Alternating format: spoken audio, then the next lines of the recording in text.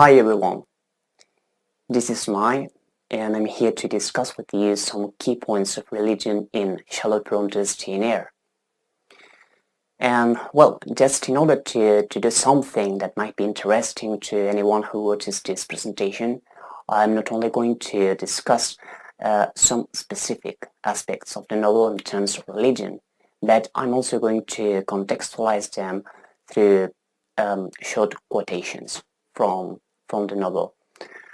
And well, I'll also try to explain briefly what's happening in those fragments for those of you who are not fully familiar with Jane Eyre.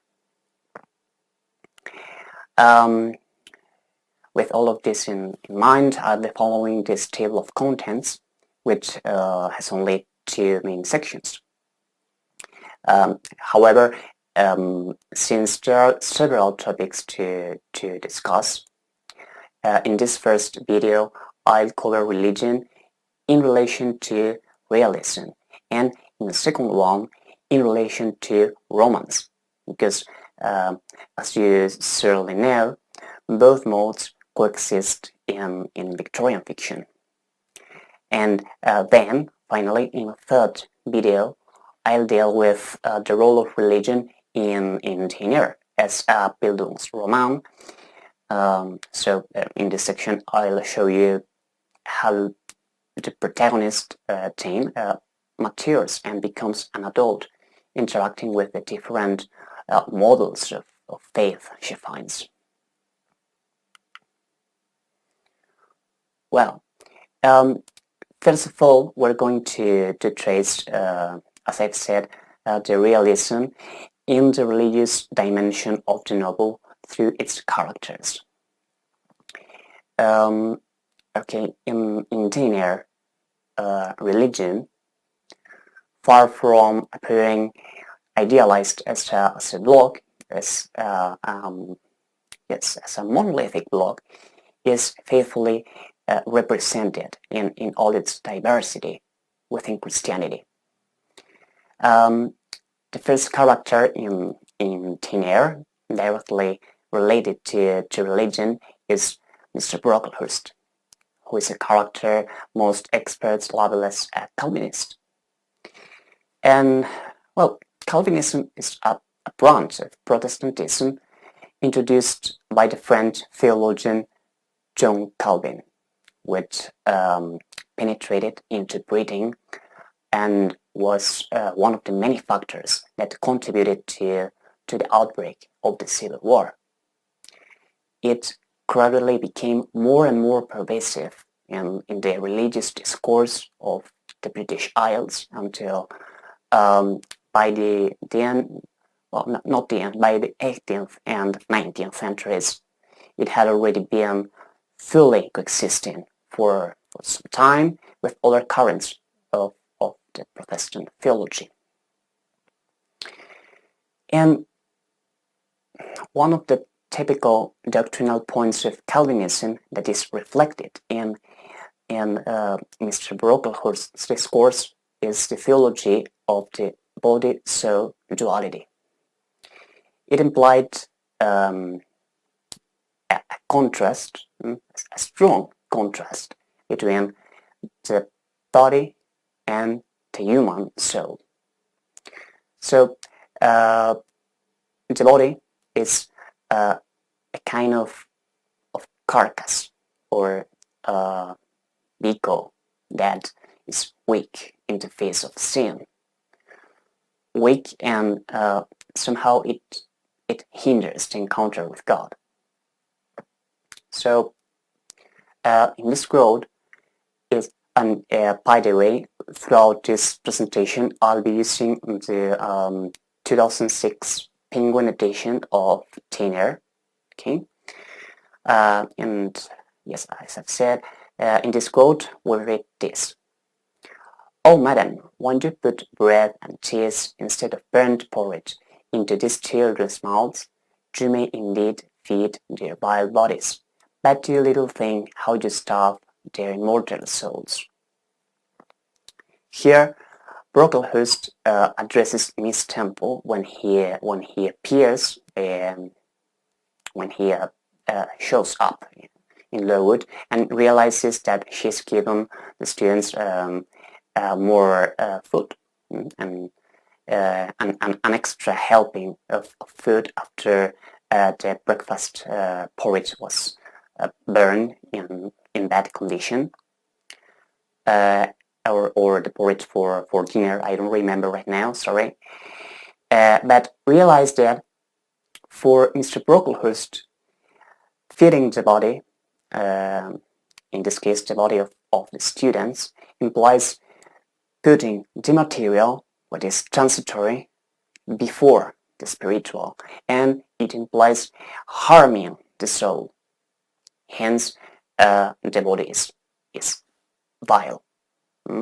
So, the body is vile, and from this it follows that the body is one of the sources of sin. And this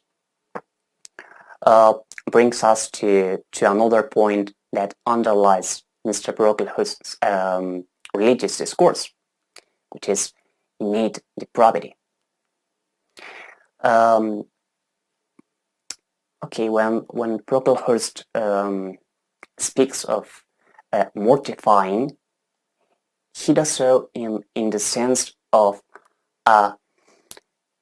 taking something or assimilating something as if it were bad and turning away from it. It could be a concept or a custom, for example. And in the quote above, yes, it is from the first chapters of the novel, when Brocklehurst tells Miss Reed that the Lowood institution has among its purposes to mortify the body of its students. I have studied how best to mortify the worldly sentiment of pride. And in the quote below, Brocklehurst encourages the teachers of Lowood to punish Jane's body because he says that she is a liar. Teachers, you must watch her, punish her body to save her soul, if indeed such salvation is possible.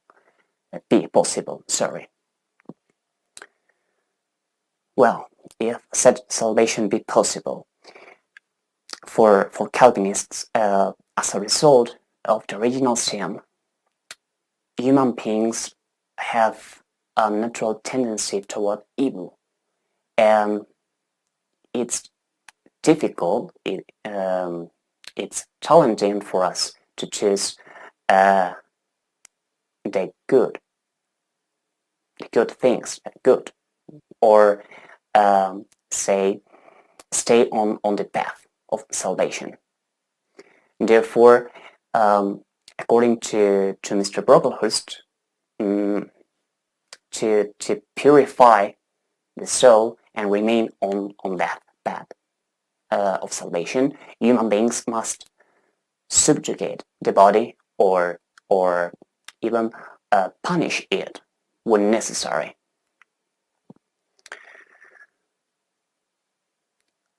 Okay, the truth be told, if we rely on the text, exclusively on the text, on the novel, we can only surmise that Mr. Brocklehurst has Calvinistic leanings, because the text doesn't tell us so.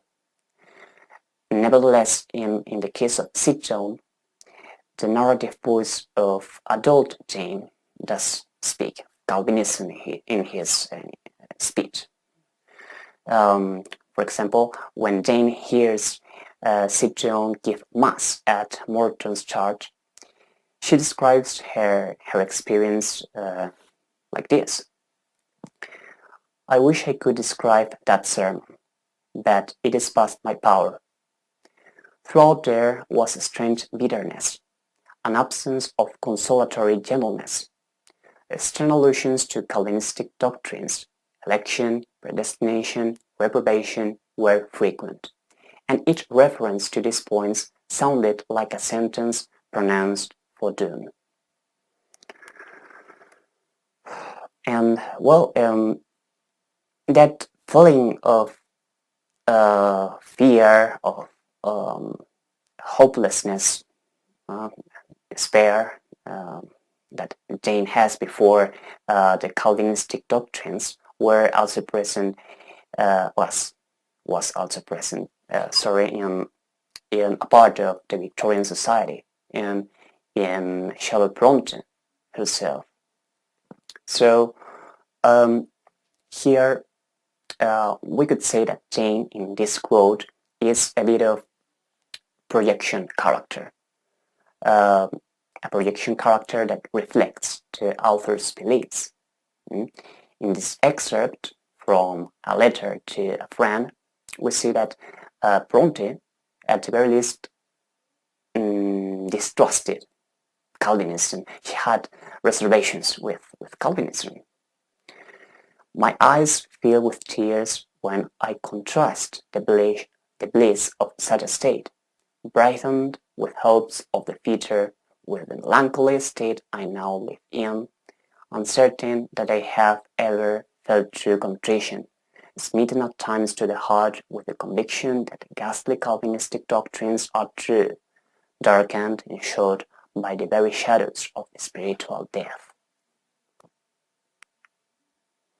So, what are these doctrines, and where can we find them reflected in the character of St. John? Okay, let's look at this quote where St. John just gets rejected by Jane after he proposed to marry her and go on a mission to India with her. I mean, in general, after reading the quote, the theology of predestination held a more direct action of God in the natural order and in human lives. This plan is what we call providence. In this plan, the Christian God predestines some people to be saved, and these people are called the elect, and others to be condemned, who are the reprobates. And well,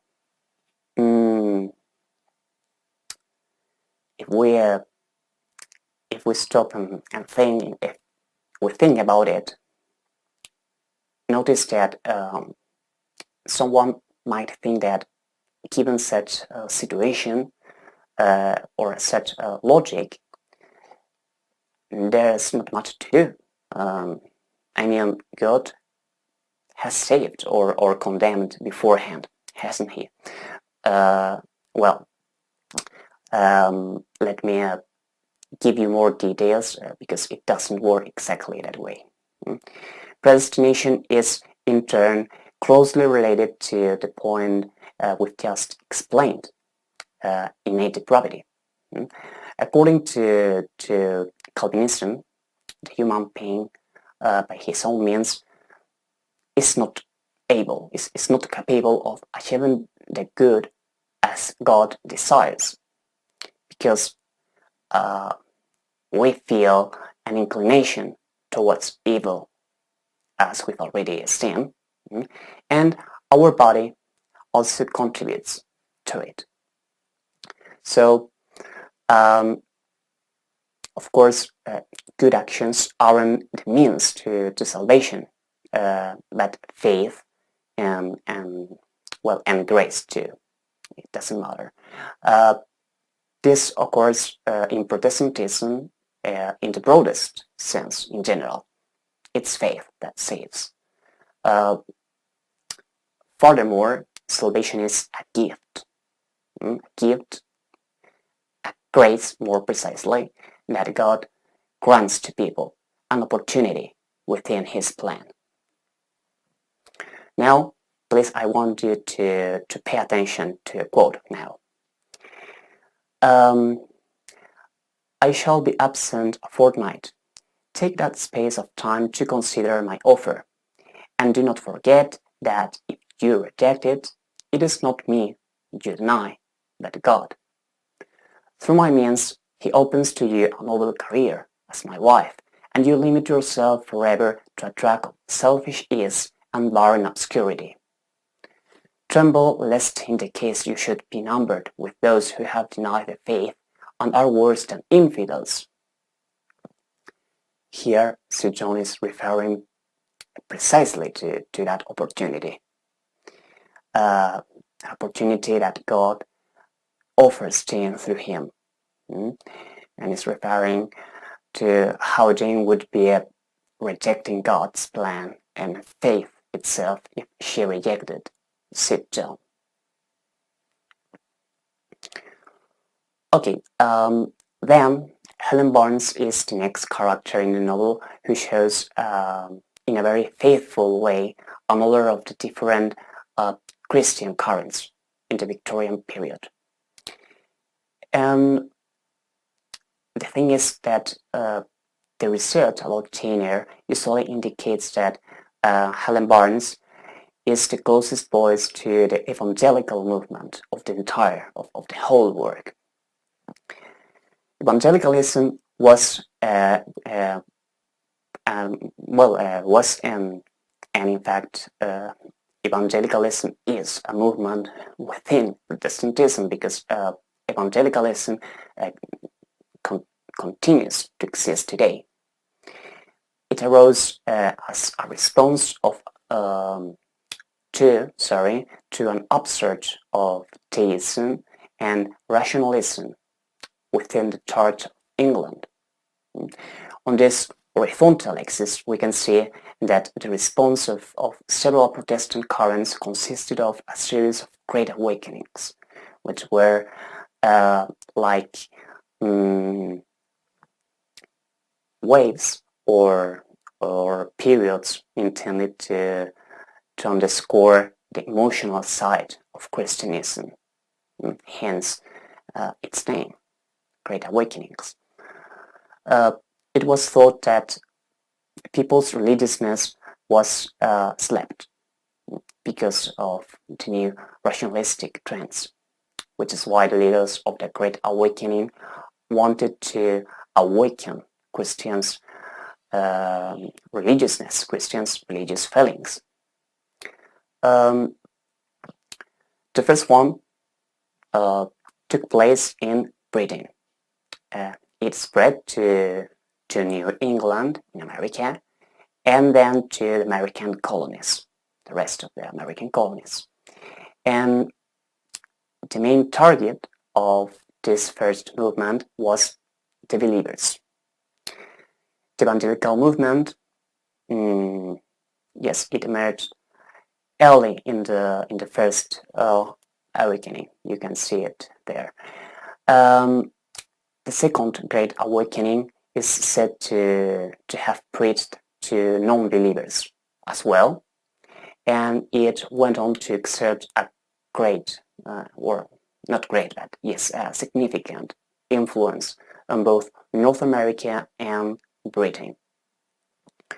And well, finally, Jane Eyre was published between the second and the third Great Awakenings in 1847. Before analyzing Helen Barnes' religious discourse, I'll go over some background details about the evangelical movement, because it is crucial to understand this character.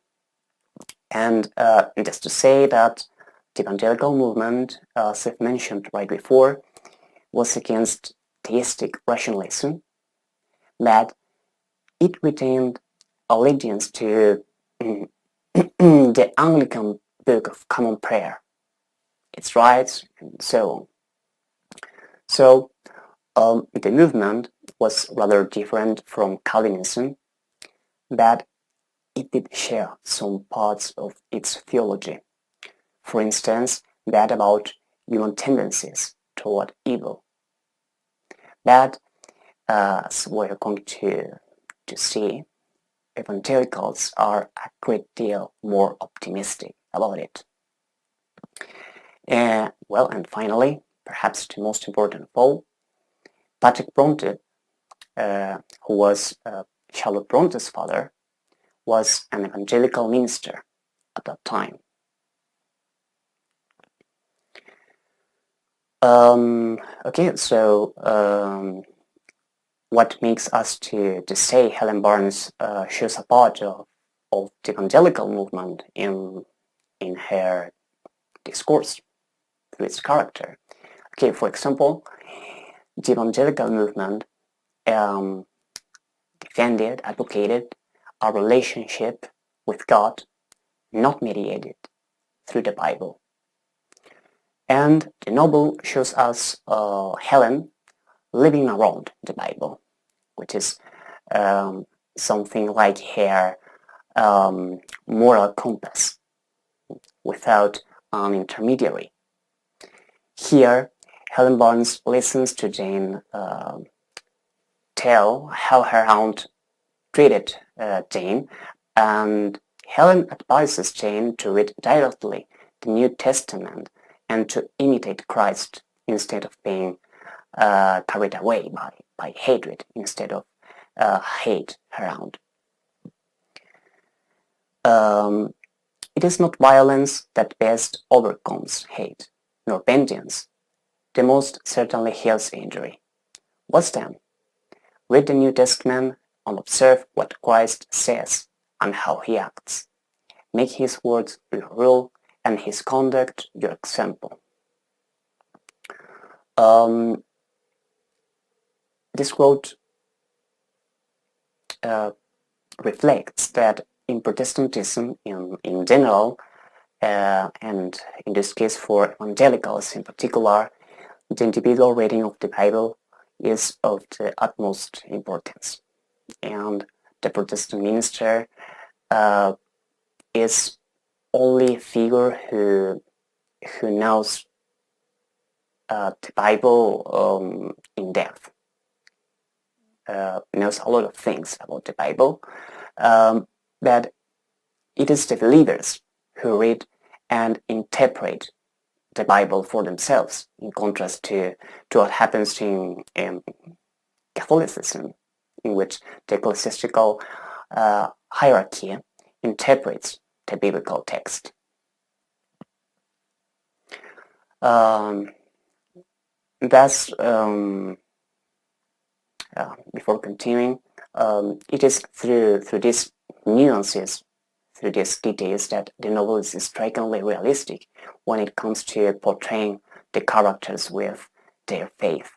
In this quote, Helen's words make a note, hint at another feature of the evangelical faith, which is the positive vision of the second coming of Christ.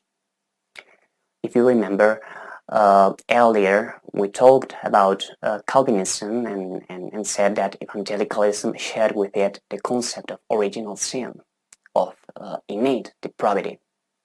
But the evangelical movement emphasizes hope for life, but life after death. And it sees human trouble, human difficulties as something to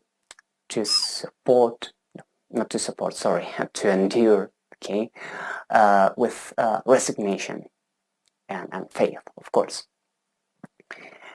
For this reason, Helen, in this quote, tells Jane that it is Jane's duty to endure the challenges that her destiny brings her, because implicitly this life is short, this life is fleeting, and the next life will come. It is far better to endure patiently a smart which nobody feels but yourself than to commit a hasty action whose evil consequences will extend to all connected with you. And besides, the Bible bids us return good for evil. But then it seems disgraceful to be flogged and to be sent to stand in the middle of a room full of people, I am far younger than you, and I could not bear it. It is weak and silly to say that you cannot bear what is your fate to be required to bear. And similarly, in this other quote, Helen refers to Aunt Reed. Helen first agrees that Miss Reed was not nice to Jane, but Helen continues to speak of suffering in life and shows how she awaits the moment when the spirit separates from the body, okay, from the flesh. She has been unkind to you, no doubt, but how minutely you remember all she has done and said to you. We are and must be one and all burdened with faults in this world. But the time will soon come when, I trust, we shall put them off in putting off our corruptible bodies, when debasement and sin will fall from us with this cumbrous frame of flesh, and only the spark of the Spirit will remain.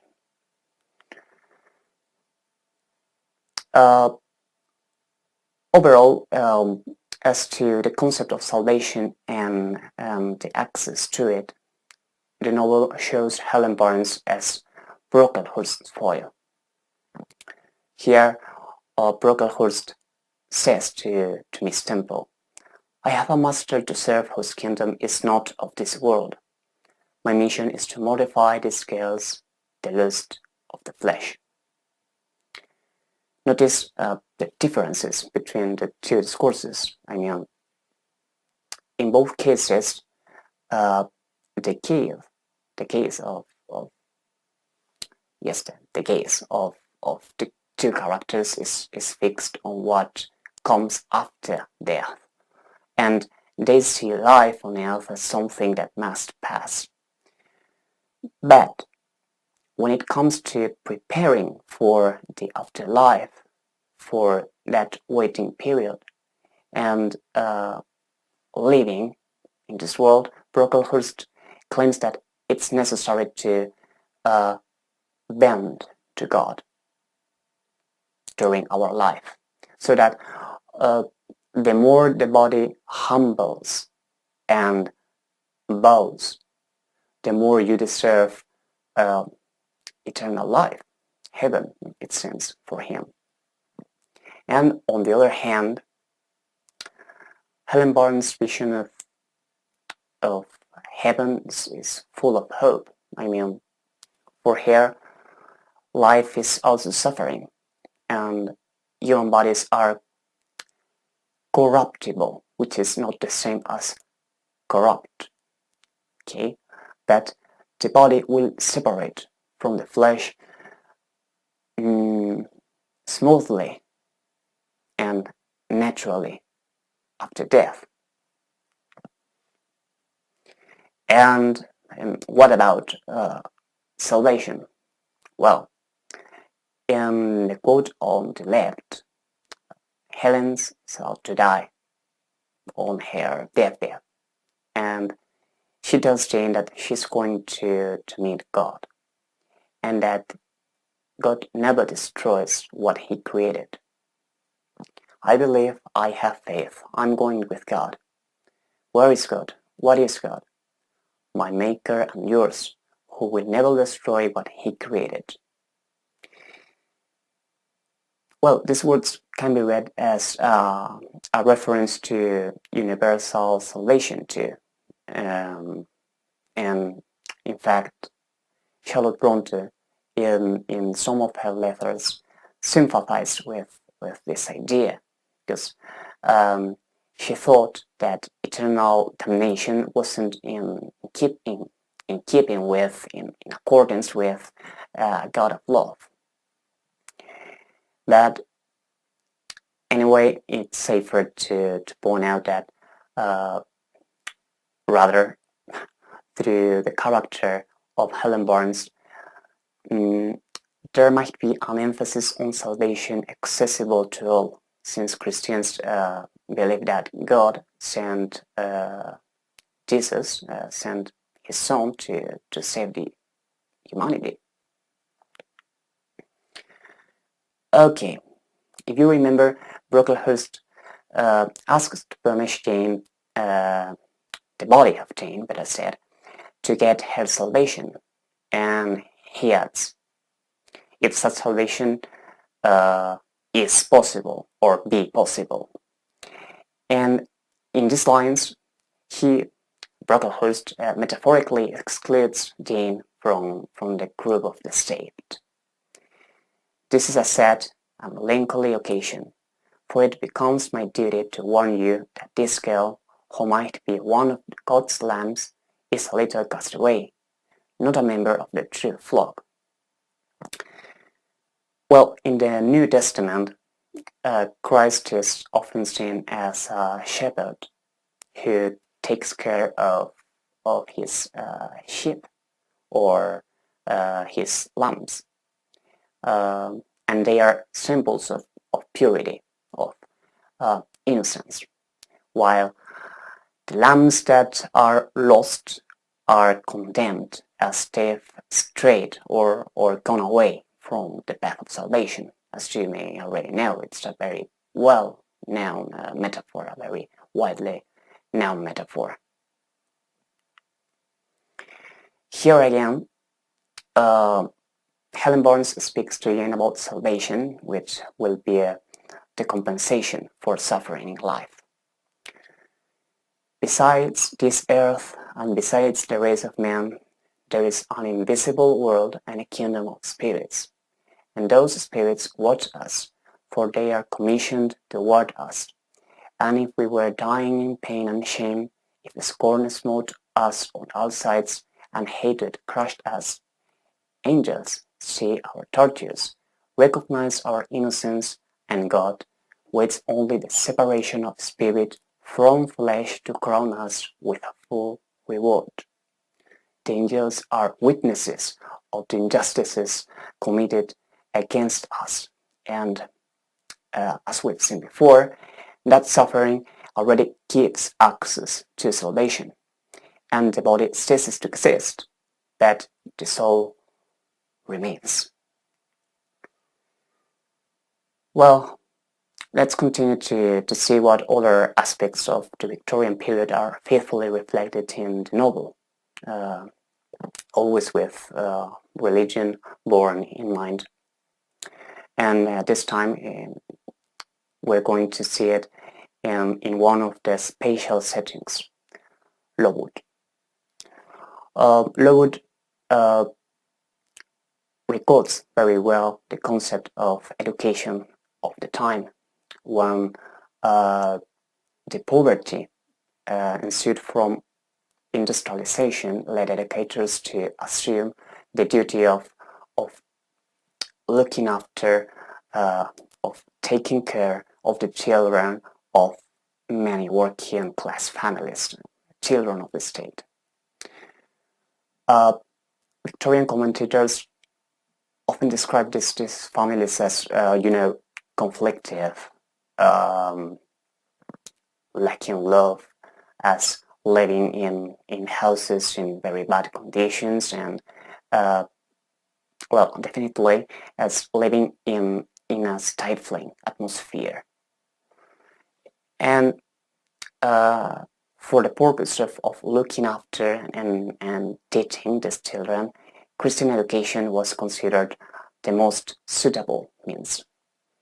So the presence of religion was usually pervasive in the educational institutions.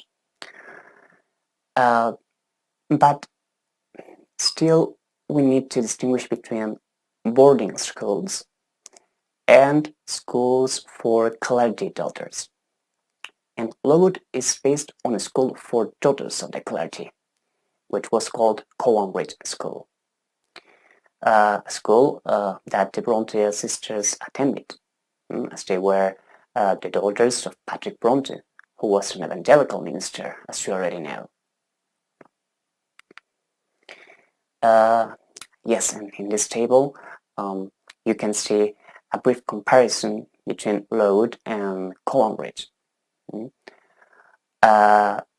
Charlotte Bronte, Maria, Elizabeth, and Emily, her sisters, joined that school and stayed there for 1 year.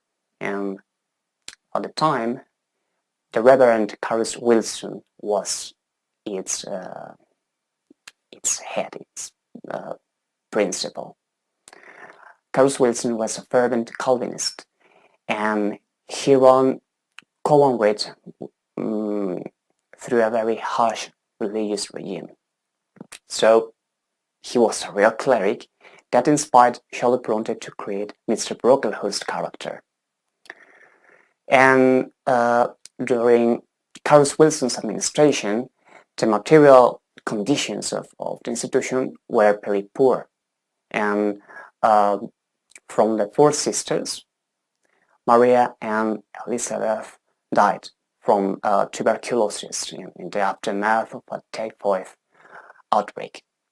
They were, I think they were only 11 and 12 years old, I think. So, the death of Helen Barnes as a result of an epidemic at Lowood could be based on the death, probably. Finally, some argue that Miss Temple might be based on Miss Anne Evans, who was the superintendent of Cowanridge when the Bronte sisters attended that school. Okay, of course, those who have already read the novel know that some characters of Lowood are portrayed derogatorily, and it could be said that there's a bitter criticism of what they represent. But actually, criticism of the religion regime of this institution of Lowood is more directed at fanaticism, at extremism in religious education. Think, for instance, of how Lowood's rule by semi-starvation makes the elder girls steal from the younger ones, steal food from the younger ones because they are very hungry. So religion and mortification ultimately have the opposite effect to that intended. And we can also see, for example, the excessive duration of prayers, graces, and so on, which is very stressed, so that they seem absurd, pointless.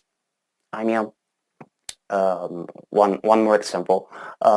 There's a part of the Lowood episode where several girls faint during a sermon, but they are brought to the center of the schoolroom, and they are forced. They have to stand there till the sermon is finished.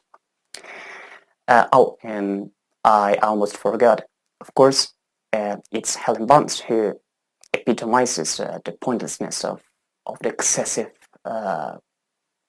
harshness to achieve Christian moral edification. Because it might be argued that the cruelty and unfairness of the regime at Lowood destroy or undermine Helen's health, and she eventually dies. This harshness causes her demise. Generally, the chapters devoted to Lowood describe very well the strict religious regime or the philosophy behind some Victorian institutions, educational institutions.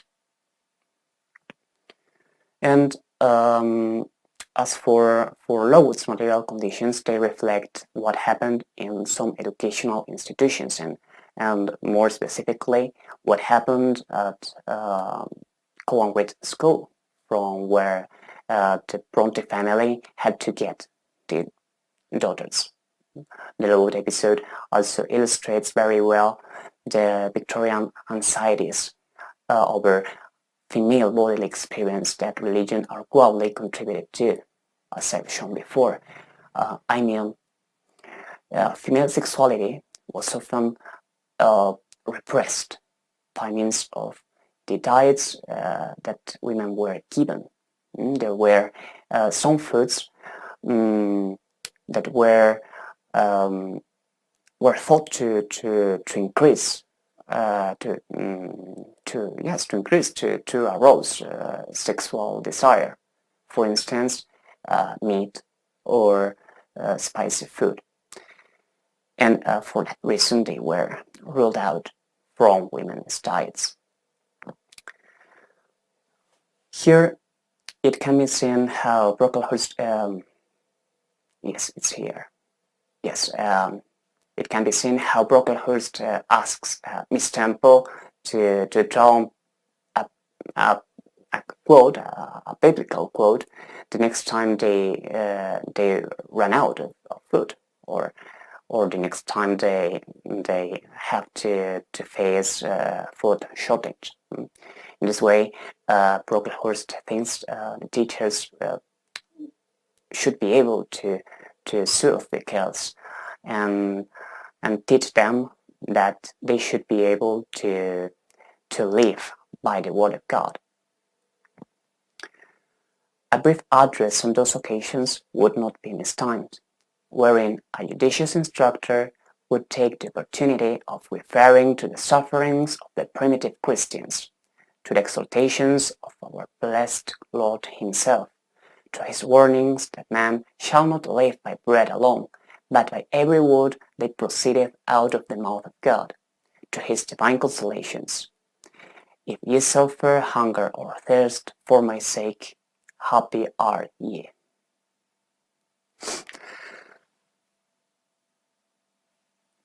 Broadly speaking, in general, in the Victorian period, women were expected to display as little passion as possible.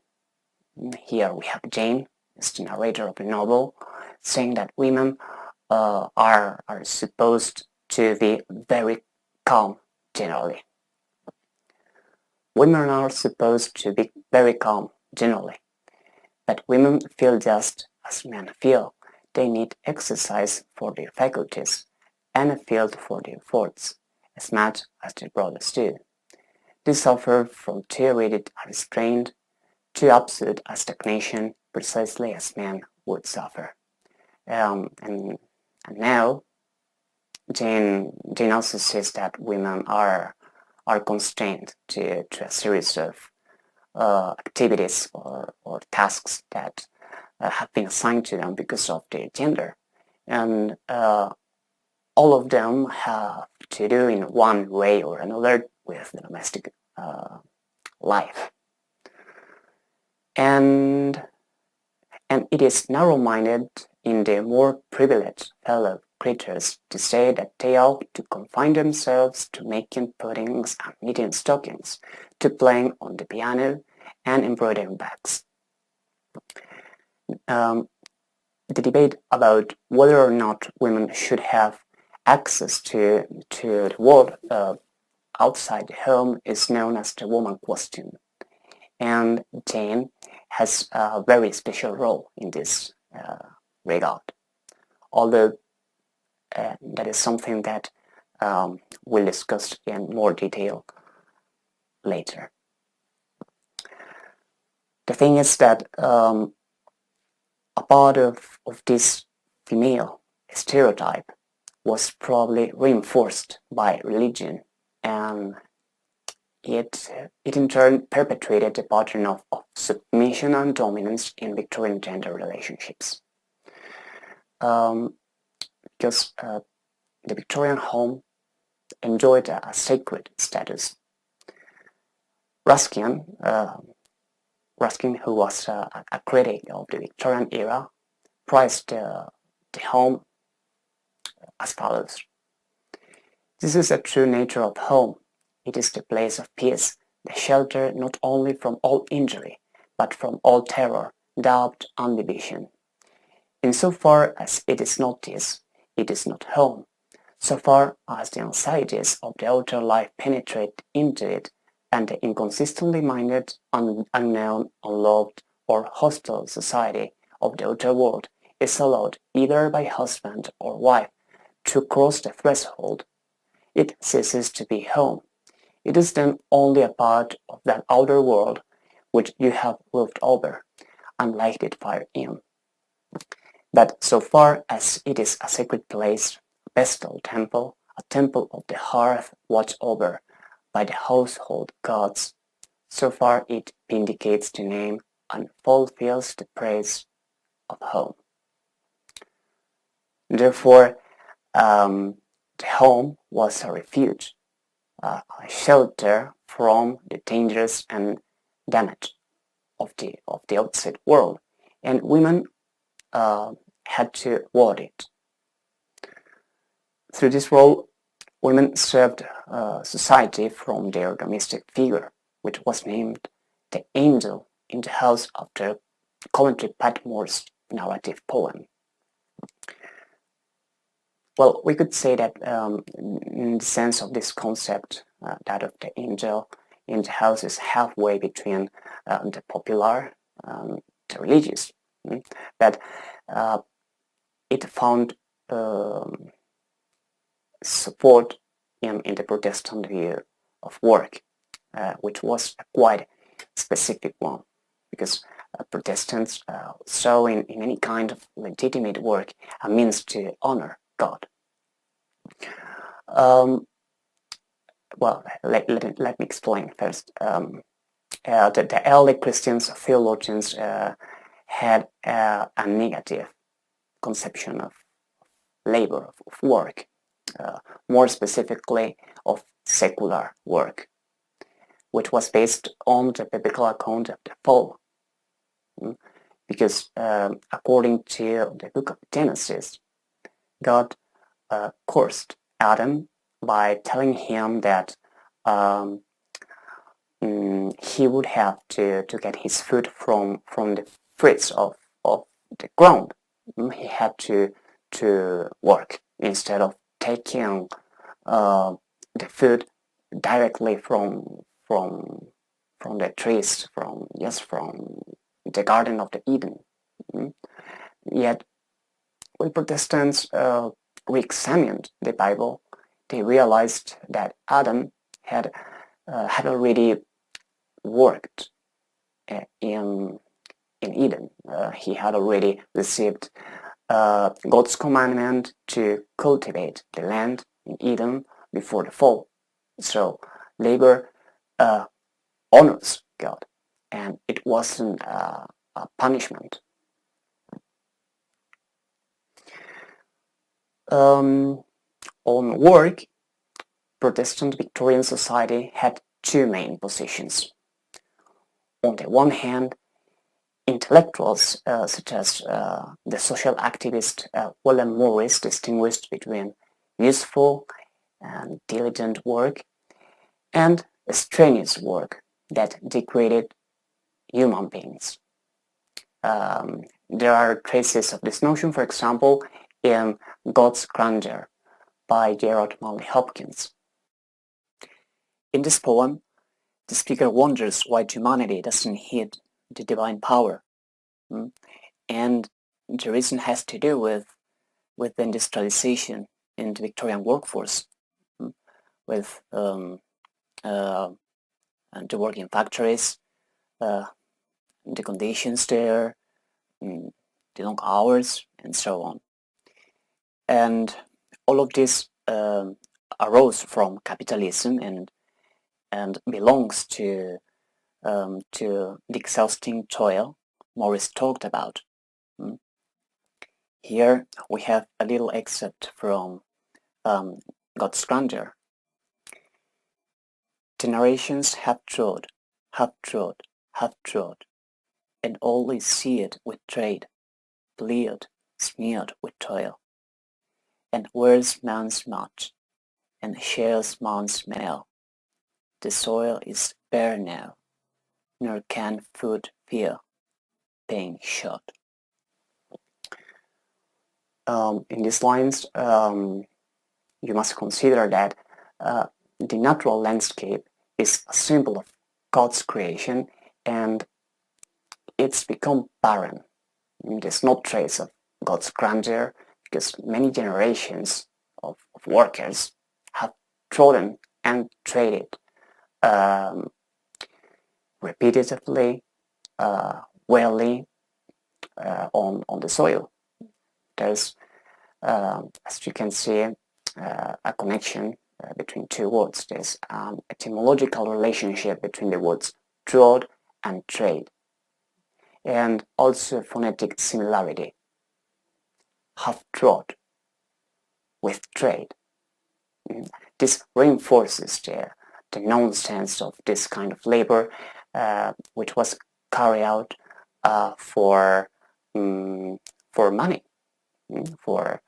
only for materialistic purposes, because of this fact it separates human beings from God instead of getting them closer. Okay? And secondly, on the other hand, the other position of work is exemplified by thinkers such as Thomas Carlyle, who saw in work the means to combat, to fight the consequences of statism, very much in line with the industrial growth that took place at the time. He said, all work is noble, all work alone is noble. In dinner, Sid John would be very close to this notion.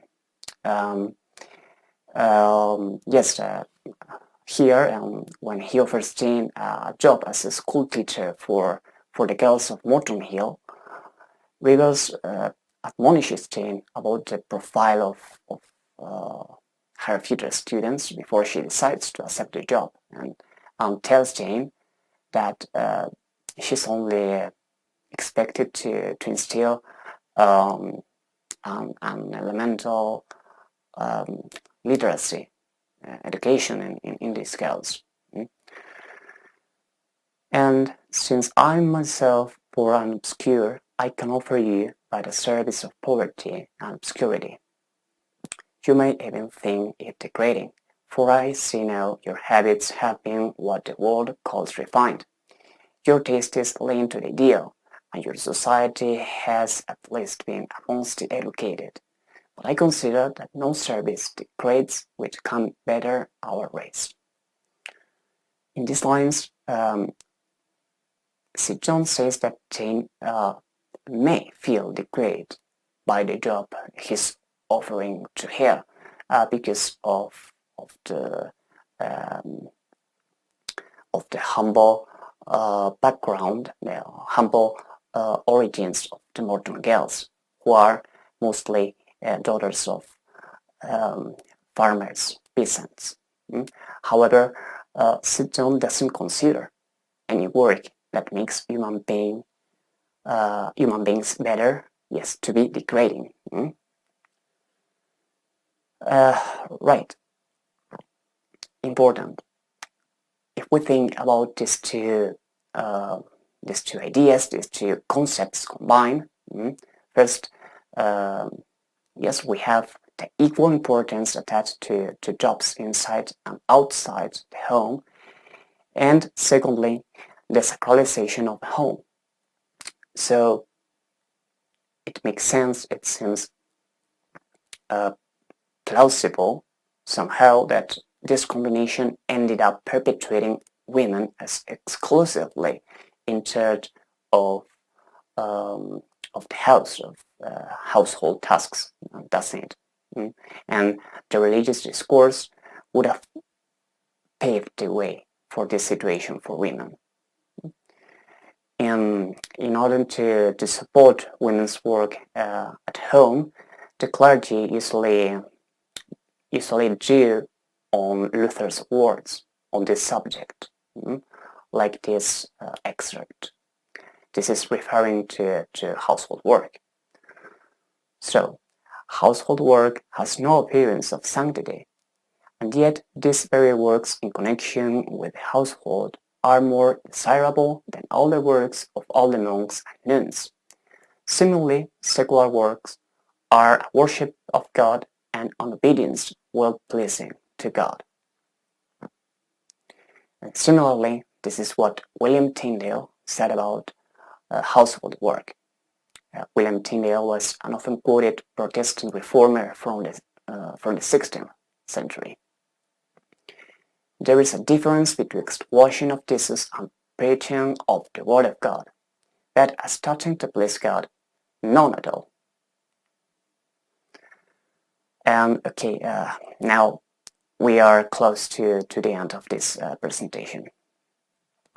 Another realist component of teen Eyre would be Teen featuring as a governess.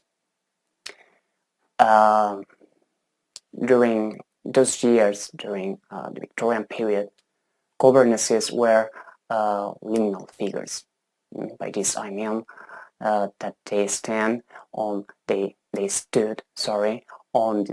threshold of several social categories at that time.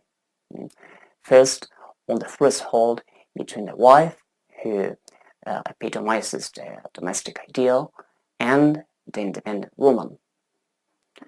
And as for education, she was also quite ambiguous because women had no access to very high education. I mean, I think that Queen's College of London was opened to women, of course, 1 year later, one year after the publication of Jane Eyre. So governesses were still considered as having a rather high education, but this education served to the benefit of others. Governesses usually didn't have promotional prospects. They taught to the children of the wealthy families. And of course, governesses were out of prostitution, unlike many women who were forced into it because of the harshness of the industrial work. But they were in constant contact with the father and the children of the families they worked in, and many times they were even thought to flirt with the fathers of those families. The governesses almost always were single. Okay, yes. What does this have to do with religion? Well, if you remember, I said earlier that two factors favored women to stay in the home and prevented their emancipation. If you remember, first, the sacralization of the home in the Victorian period, and the Protestant concept of any legitimate work as a means to honor God. Okay, well, we can add a third one, another one, which is the problem of the distressed young woman during the 1830s and 1840s. In these decades, Britain was sunken in an economic crisis that caused many gentlemen to suffer a loss of income, and this in turn made it no longer possible for the unmarried daughters to depend on them. They cannot depend on their fathers. So many times becoming a governess was the only means or alternative for many educated women who wanted to be independent. In Jane Eyre, we see Mary and Diana Rivers in that situation, for example. And in the case of Georgiana, this cousin, we can see the problem of the distressed gentlewoman. When Jane returns to Gateshead, Georgiana's idleness contrasts with Elisa's industriousness. So, while Elisa is a Catholic nun, Georgiana wants to get married, and the female idleness was a defining feature of upper class ladyhood. And for this reason, the two of them, the two sisters, argue all the time. The two sisters don't get along. And the thing is that what makes the governance ambiguous at the same time also makes Jane an ideal vehicle to make her way along this Bildungsroman. Let me explain. Her education, Jane's education, Copernicus's education, is higher than that of many other women. And her single condition and her mobility from one family to another is actually an advantage that opposes the passive possession of the distressed gentlewoman, even though at first sight this could be a problem to find a steady job. But ultimately, this flexibility allows governesses to move beyond the domestic sphere, right? So we can see Jane as a sort of every woman of the time. And the Victorian audience, the Victorian readership must have seen her that way too. They could have wondered how Jane manages to remove the stigmas of her job and achieve economic independence. And in this path, Jane's path and the moral decisions he takes are crucial, although we'll discuss this in the next presentations. To sum up, in this slide, you can see the main aspects of religion and realism in Jane Eyre we looked at. Okay. The most significant realist components of this novel in terms of religion would be the variety and accuracy in the character's religious discourse, instead of representing religion as a homogeneous and idealized block. The depiction of some settings and particularly the description of the religious education in some of them, where many religious discourses collide. And finally, the faithful representation of the influence of religion on society. Definitely in all related to the woman question, work, and so on. Okay, that's all. I leave it here. For having heard to me, thank you.